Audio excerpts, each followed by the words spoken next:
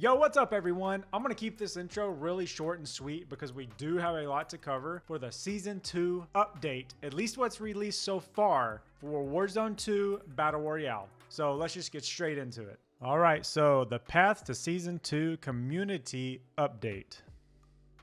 The path to Season 2 Call of Duty Modern Warfare 2 and Warzone 2 community update. Today we're just doing Battle Royale, in this video at least. All right, hello Call of Duty community. We want to share some updates. Multiplayer DMZ. I don't want to read every little letter for you guys. I think you get the gist. Warzone 2.0 patch notes be released prior to the season launch of February 15th. All right, so cool. These aren't the certified patch notes per se, but this is what they want to bring. So global changes to further detail specific bug fixes and changes ahead of February 15th. Audio. Data suggests that some PC players, such as me, may be experiencing audio issues due to discrepancies in the number of channels they are outputting. Okay. We've added an option to force PC to stereo output. Please be sure to check your Windows and in-game audio settings are set correctly in accordance with your listening environment. Okay. Investigation into player reports regarding audio lead us to identifying a previously unknown issue impacting occlusion. Yeah, so occlusion. Yeah, okay, I can tell you about it, but let's read about it. Occlusion across the game. Audio occlusion is a filter that is applied based on the type of material that an object or structure is composed of, primarily based on its thickness and how it blocks the full frequency of the sound. Only large structural objects should apply the filter, such as like concrete walls or just basic walls of a building or anything in front of you blocking the sound, just like real life basically is how that should be. Apply a filter, but we found some small items like a stapler or a pile of rags on the ground that were causing the filter to turn on when it shouldn't have. That is huge. This is why we can't hear someone walking up on us until they're right on us, because literally any item like this could be blocking just like it's a wall. That's what the audio occlusion is, right? So this could be basically acting as a wall via the audio occlusion. That's crazy, man. When it shouldn't have. For example, a waste basket that was tagged with the incorrect material, wow, may have occluded the sound like it was behind a wall, making the sound more difficult for a player to hear. This issue will be addressed in the Season 2 update, and we continue to work on fixes and new audio features to better our players' experience. That's just crazy to me that like your phone or like an object, a small object like this, a basket of rags, a stapler is acting as a wall, and that's why you can't hear people running up on you. That's crazy to me. Wow. Okay, so there's that huge audio issues that are supposed to be addressed. Awesome. UI. A number of UI/UX updates are coming to Season 2. Improve overall flow of in-game menus. These updates include improved navigation and organization of camo menu.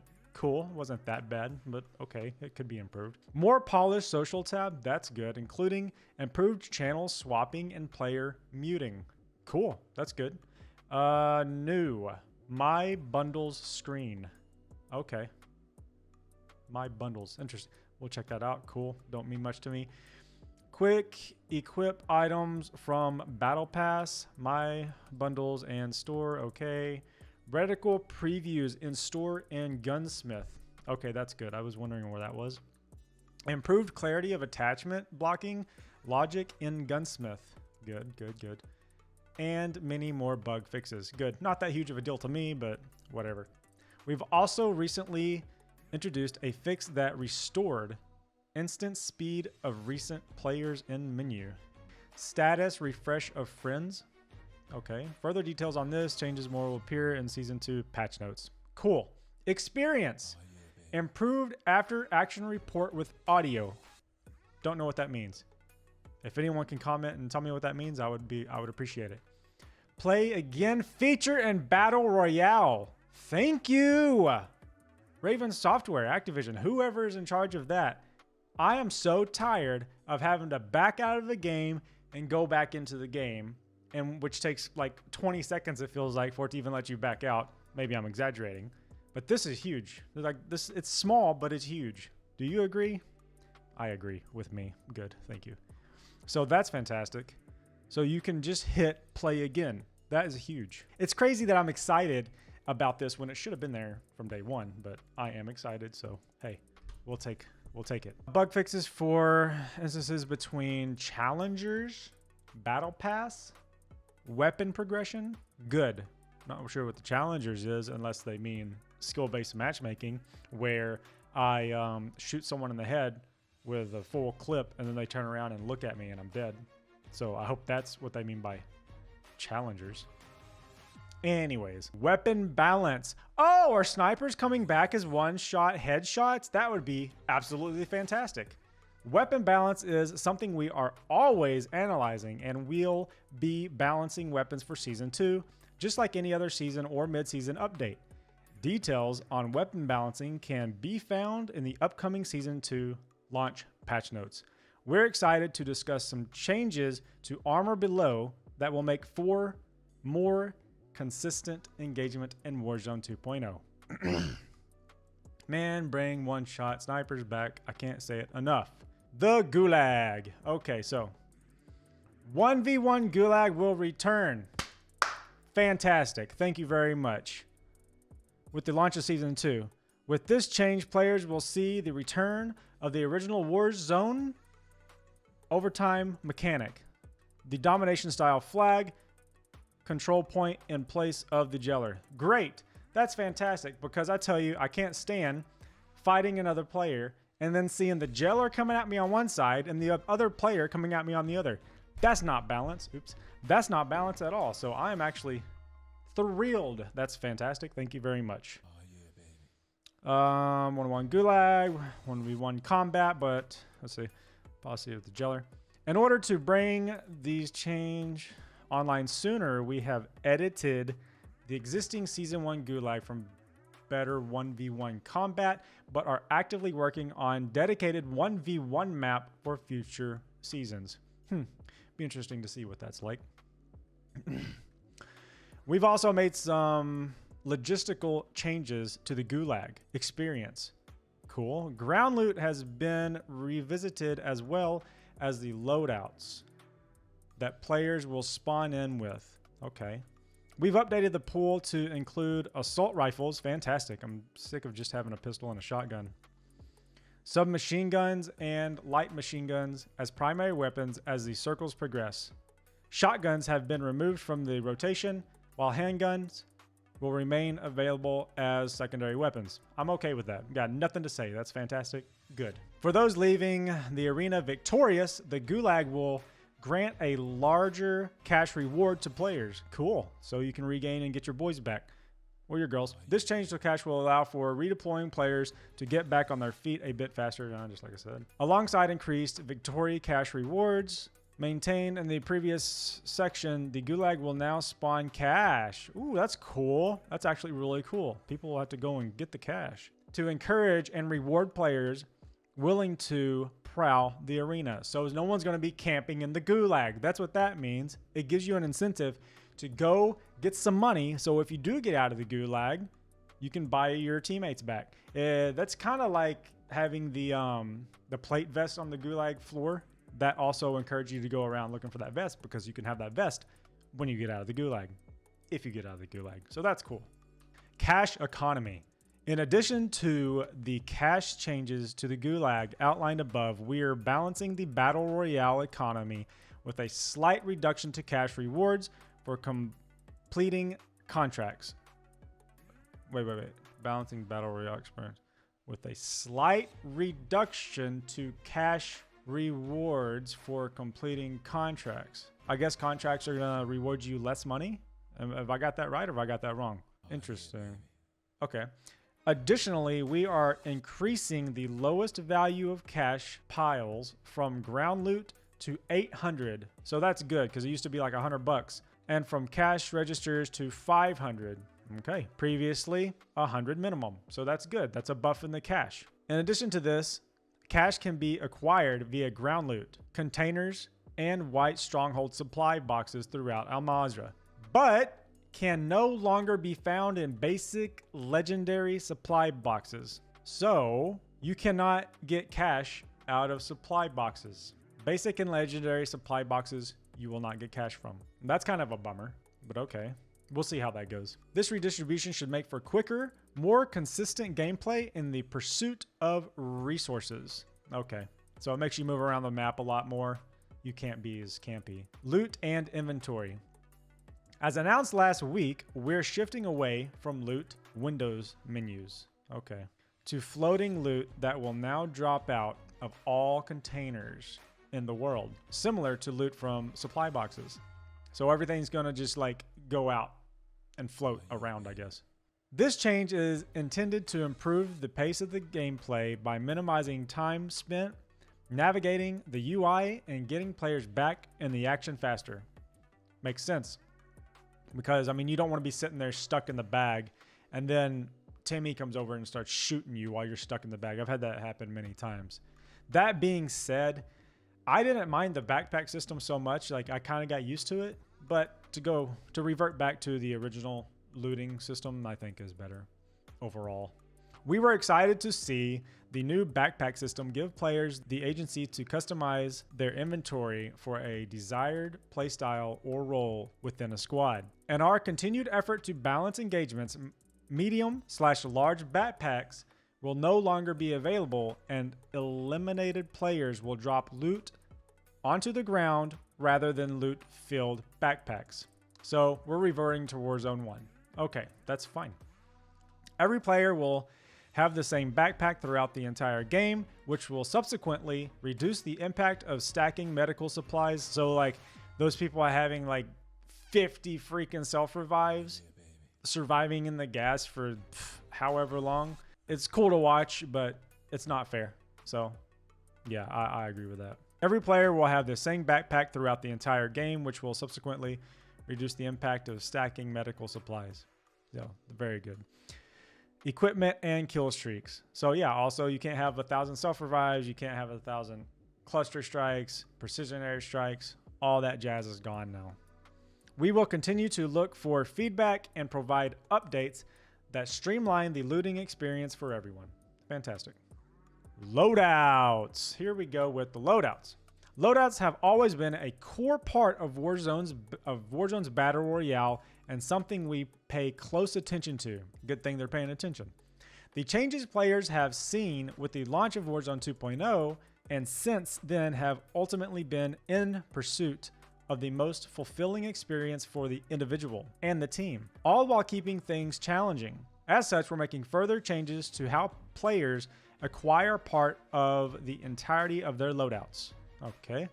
Season 2 will introduce customizable perk packages. That's not an introduction, man. That's old. That's from Warzone 1. So again, we're reverting, which we should be reverting, which is good, but we should have had it from the beginning. You have it in multiplayer to customize your perk package. So that should have been from the start. I digress.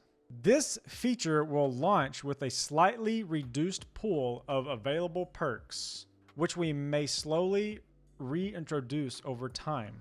What does that even mean?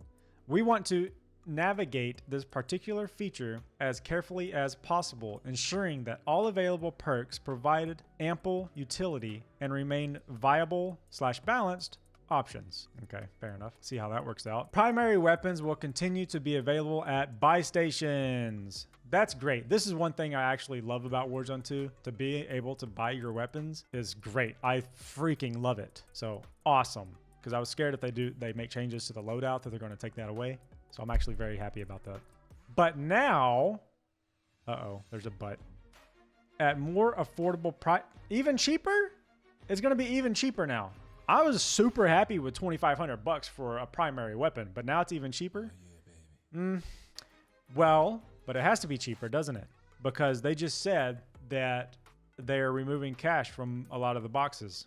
So yeah, I guess that's to balance it out. So that's good. So that players can pursue victory with their most desired weapons. We also remain happy with the introduction of loadout drop markers. Okay. Though we have taken a careful look at the price point. What does that mean? How much is it? Hopefully they reduce it. The price of loadout drop markers has been slightly reduced. Very good. I've always said, even from Warzone 1, it made 0 sense to me that a squad of 4 people can buy a loadout for 10 grand, but in solos, you can still buy a loadout for 10 grand. I think it should be 5, 10, 15, 20. What do you think? 5,000 for a solo, 10,000 for a duo, 15,000 for trio, and 20,000 for quads. Does that make sense? I think that makes perfect sense. But again, I digress. But again, if they're kind of nerfing the ground loot cash, where you don't get it out of the supply crates, then maybe make it even cheaper. So we'll see what they do with that. Let's say the price of loadout markers has been slightly reduced so that respective squad sizes can acquire their full loadouts at a faster pace. Yeah. In addition, on extremely rare occasions, players may find one while looting throughout Al Madra. Normal, you had it in Warzone 1, that's cool. A second loadout drop public event has been added. Yay! Which means that drops will now happen on the 1st and 5th circle of each match.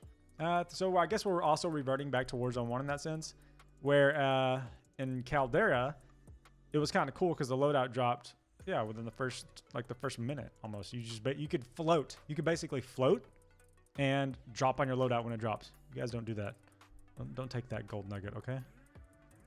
But anyways, so good. A lot of good things happening. Additional changes. 3-plate vests.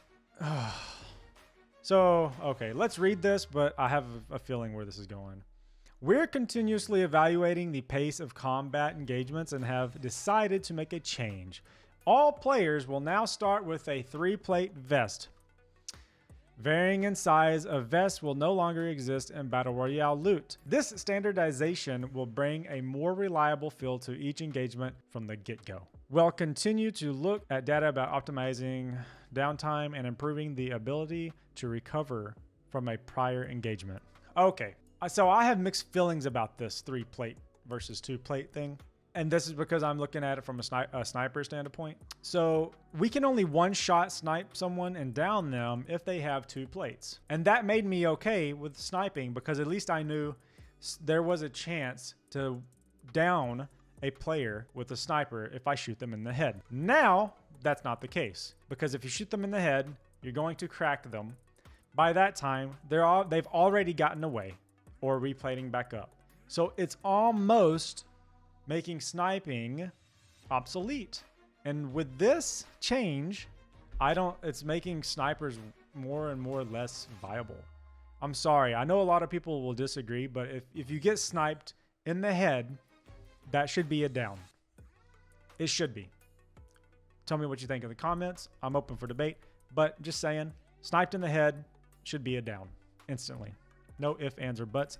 And them putting 3 plates on at all times, well, it changes the dynamic for snipers. But anyways, that's what I think of that. Movement. This is huge.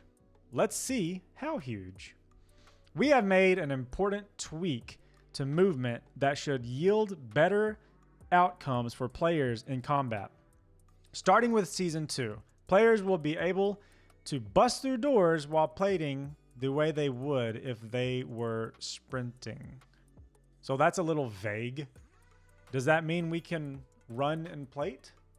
Or can we only bust through doors and plate? It's kind of vague, but I think we could make out that we could probably run and plate at the same time. I think that's what that means. I hope that's what that means because I don't necessarily need slide canceling, but what I do need is being able to slide and shoot. Okay? That should be a thing because if you can't exit the slide, you're just stuck in the dishwasher in the basement. So for the movement, I think You could even bring slide canceling back, but not slide cancel to then sprint, but at least slide cancel to get out of the slide so you can reposition one direction or the other. That's what I think we should do with movement. Let's see what they do in the end of the day. Again, these aren't certified patch notes, but let's see what happens. That is a step in the right direction. Buy stations. In order to make buy stations and their goods easier to access, we've revamped our approach to spawn locations, have been added and adjusted. Spawns will be static. Okay, so spawns are going to be static. So I guess the buy stations are going to appear in the same place every match. I think that's what that means, instead of them moving in different locations every match. So maybe that's what that means. I guess we'll see. And be static across the map. And loadout drop markers have been unlimited stock, which makes perfect sense, at all stations. As always, we'll continue to monitor the global balance of our economy and availability of resources as we move forward. Good, thank you. So that's good. We need buy stations to be more spread out. I don't want two buy stations right here next to each other and then not have a buy station like somewhere else. It makes no sense. They just need to be spread out. So I guess they're gonna spread them out and they're gonna appear in the same spot every match. So cool. Strongholds. Let's go, Strongholds. Strongholds provide an alternative gameplay experience with high payoff for those willing to tackle the objective and for others interested in robbing players of their rewards. We are committed to providing a balanced engagement for players who choose to enter Strongholds. Yeah, makes sense. Season 2 will bring changes to the rewards players receive from Stronghold and Black Site completion, as well as additional adjustments to AI, combatant damage. Man, they got to nerf those bots again. It's okay. So the bots aren't that bad if you have a weapon, okay? And I have managed to take the bots out with a pistol pretty easily. So for me, after they nerfed the bots the first time, they're not that bad anymore. I've taken multiple Strongholds just by myself. But to see them get nerfed just a little bit, like 5% even, 5 or 10%, I would be happy with that. I'm neither here nor there on that. They did nerf them once, so that's good. However, that's at Strongholds. Now at the Black Sites, man, screw that. Like, it's too much. It's too powerful. I'm sorry. So that's my thought on that. You let me know what you think. That's it for Battle Royale. So yeah, last concern for the backpacks for me.